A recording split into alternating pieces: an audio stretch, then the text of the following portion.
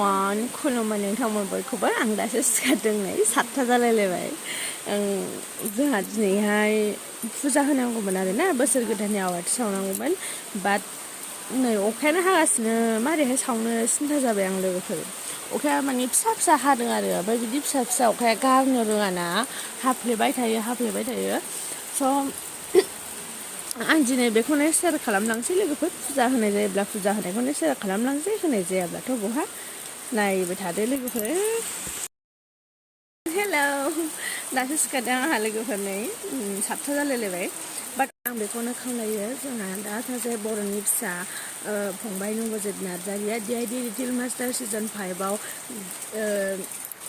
मा होनगोन बाहागो लानानै दंहैयो जे नोंथांमोनहा बयबो मिथिखागौ दा बिथांनि थाखाय भट नांगौ नोंथांमोनखौ बयखौबो खावलायबाय भटखौ हरनो थाखाय फंबाय नबजित नार्जारिनो जाहाथे बिथाङा देरहासार जानानै फैयो DID लिटिल मास्टार सिजन 5निफ्राय बेखौनो आसा खालामनो थाबाय आं बेखौनो बुंदेरनो सानबाय आरो नोंथांमोनहा मिथिखाबाय जानांगौ बांसिनानो थेवबो आं आंनि साइडनिफ्राय बुंबावबाय नोंथांमोनहा भटखौ हरथार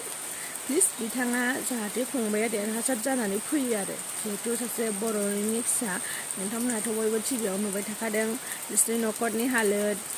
गासिबखौबो आसा खालामो नोंथांमोनहा एकदम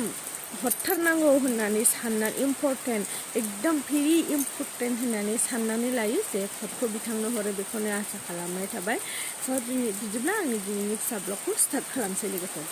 हेलौ आं दाना हाथाय फुनसै मोखां सुनसै फ्रेस जानोसै बेनि उनाव लोगो मोनफिनगोन दे गिबियावनो आंनि गोसो गोरबोनिफ्राय गासैनिसिमबो खुलुमनायखौ जासिहरग्रोनाय थाबाय दिनै आं बे भिडिअखौ लाबोनायनि जाहोनानो जाहैबाय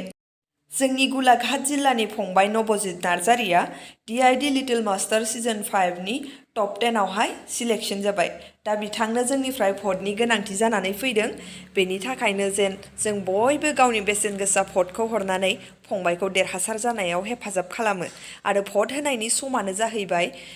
समबारनि फुंनि 9 रिंगासिम जोङो भट हरनो हागोन आरो भट हरनायनि सिस्टेमा जोबोर इजि नोंथांमोना खेबसे कल खालामोब्लानो फंबायनियाव भट हरनाय जागोन आरो बे नाम्बारानो जाहैबाय 9152915246 आरो आं खेबसे बुंबावनानै होनि 9152915246 अननानै जेन बयबो फंबायनो गावनि बेसेन गोसा भटखौ हरनानै फंबायखौ देरहासार जानायाव हेफाजाब होयो आंनि गोसो गोरबोनिफ्राय बेखौनो गुरैयै खावलायहरनाय थाबाय